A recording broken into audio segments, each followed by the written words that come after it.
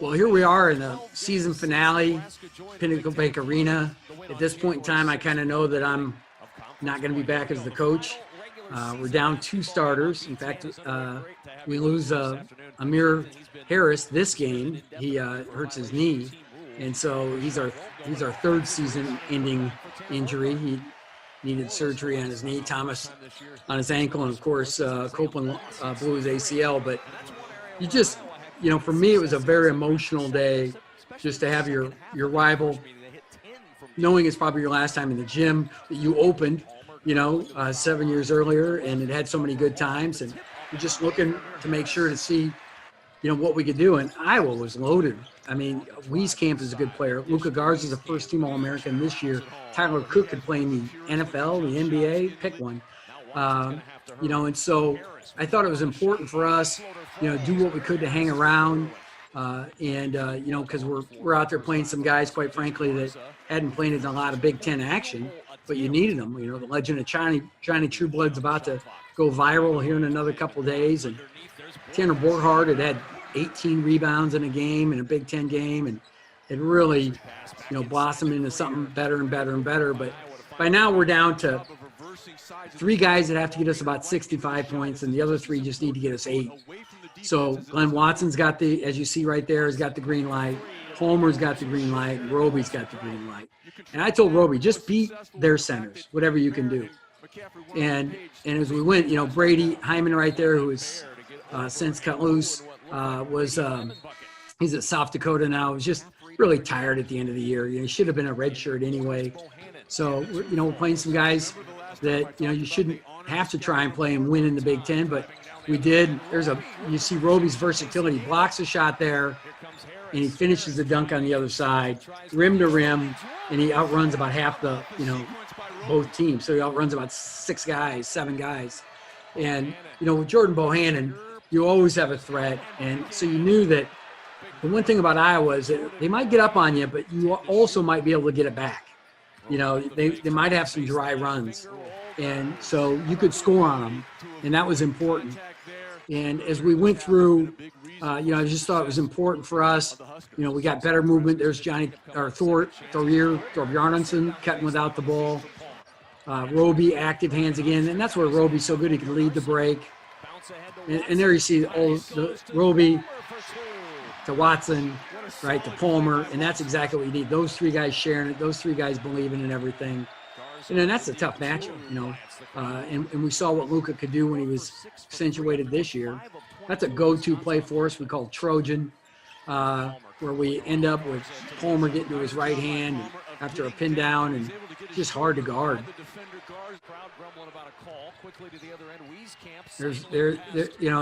Every time you turn around, Roby was getting a tip or a deflection or making something happen.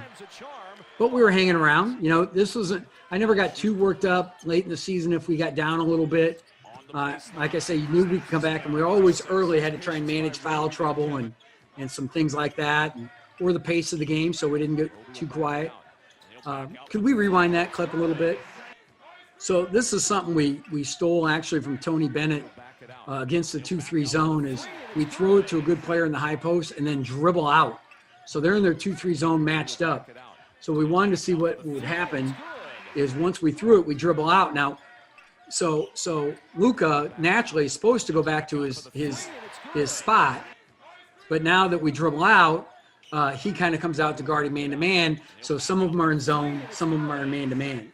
And so now we're able to – so the idea was throw it to the high post, pull it out, dribble it out, and then start moving without it. So let's just see what happens here. Roby dribbles it out. And just shoots a 3. That worked too, because Luka just backed off and gave him some room. But we tried to attack their zone that way because they were matching up in the high post with it. And it was actually pretty good for us. That guy was not good for us, Tyler Cook. He's such a great athlete. There's Luka doing what he does. Once he gets it on that block, he's tough to deal with. I think the Iowa team next year is going to be really good with Bohannon back, and all of that fun stuff. And Garza should come back, and they're going to be loaded. But, there they are, and you're just kind of hanging around. This one I know bothered me because at the end of a half, we get out hustled for the ball.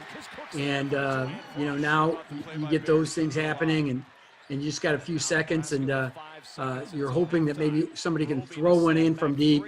Again, they were in zone and you're only down 6, but still you can see everybody's like, okay, we're hanging around. We're doing what we're supposed to do. Let's see if we can get over the top. We're in a little 2-3 zone there that we rarely played, but we decided to play some. And, of course, Bohannon would hit a 3 on us immediately. Those are the plays that kill you, when you got a freshman that doesn't block out another freshman. You're like, come on now, that's a play we can make. At this point, I was a little worried because, look at they're scoring so easily. So we called timeout, try and get everybody re-energized, so to speak. Hey, listen, this is our last stand in Pinnacle Bank Arena. This is not the way we're going to go down. And sure enough, now you get down more. But I thought we started playing better, sharing it more. And then sometimes, honestly, those guys just need to see the ball go in the hole. Then they start playing a little harder and a little tougher. But Garza could beat you so many ways. Like he's going out of bounds there, reverse pivot. He just throws up a hook. So you got to live with those. There you see Roby again. I mean, you looked at how many shots he was blocking toward the end of the year. You see why the guy got the best second-round contract of anybody ever in the history of the NBA. Here they're in zone again. And that's just a little action we ran. We called it AFA, Air Force pitch. And we knew once we dribbled, we called it, Air Force pitch, that we're going to throw it to one guy. He's just going to dribble at his buddy. And then that guy, Glenn, knew he was getting the shot there. He knew that. So they get a little better rhythm, something you can do against the zone. Isaiah Moss was really tough in those areas. So we're really, we're not really carving into this thing, but it's not really going anywhere either. Homer making tough hits. We're in our last 10 minutes here, the final quarter. And Iowa, they're going to touch the post. They're going to run down the floor, look at the post, maybe shoot a 3. You just got to hang in there. This is a great job by Johnny Trueblood. Extra pass there.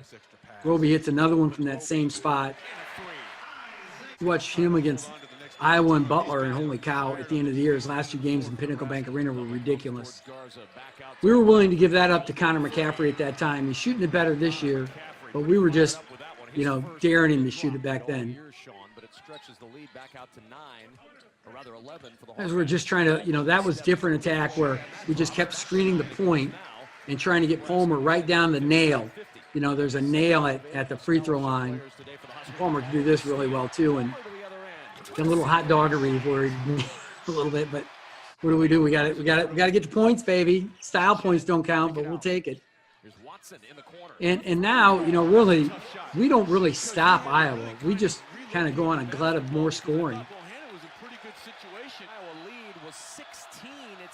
And I felt actually good about the last 3 minutes of this game, even when, like I say, we still don't get stopped, but we had it going a little bit.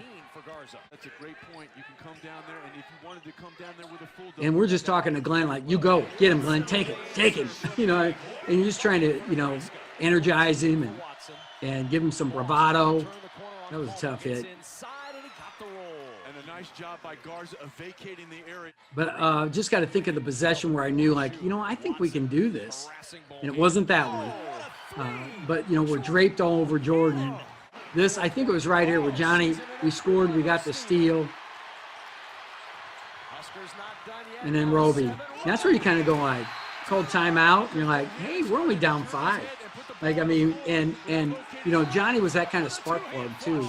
And then Roby was that kind of playmaker. And you can see in the pause, Dorian Green in the blue tie, was my point guard at Colorado State. In win shares, he's the all-time winningest Mountain West player. And that's against Kawhi Leonard and all those guys, that he had to go against in the Mountain West. Jimmer Fredette was National Player of the Year. Some really good players in that league.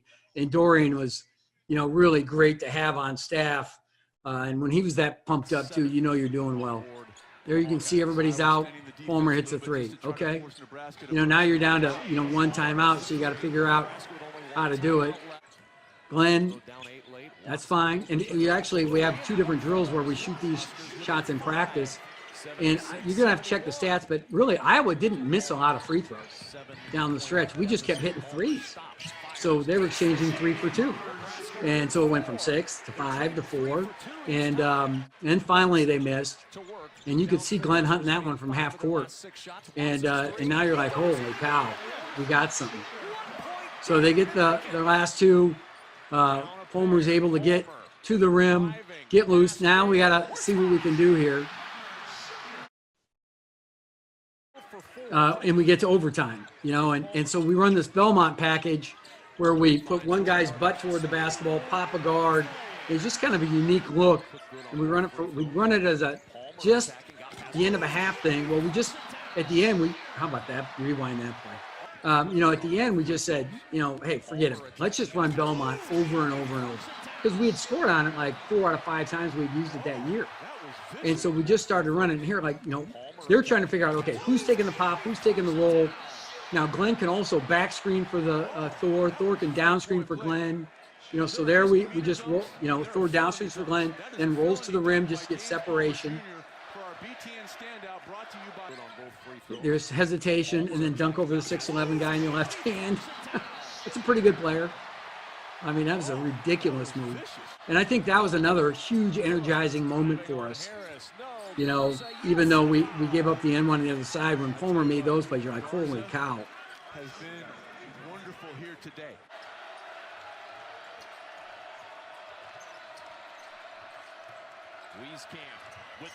I mean, it wasn't for the lack of playmakers out there, because Iowa was, toe for toe.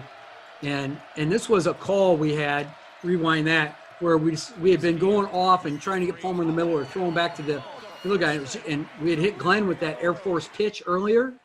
So we just said, hey, go Belmont, pitch Glenn. Well, Fulmer knew. He's a really smart player.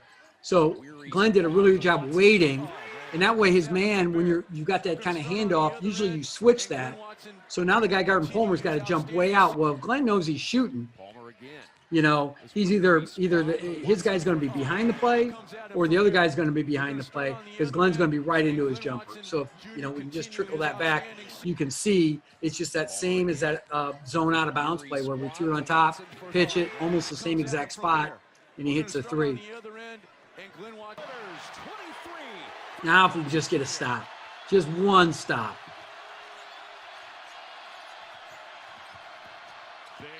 If we could just get a stop, just one stop. This is a great play. Now this guy was playing with a torn meniscus on this one. And so now it's the end of the game. Bohannon is a killer late in the clock, late in the game. So we're going to I think we switch everything, and Thor gets a block shot here on Bohannon. So we're switching everything on the ball and off the ball. And that's a great play, really. They skip it over the top, then they hit that down screen. Thor's very alert to it, gets a tip on it.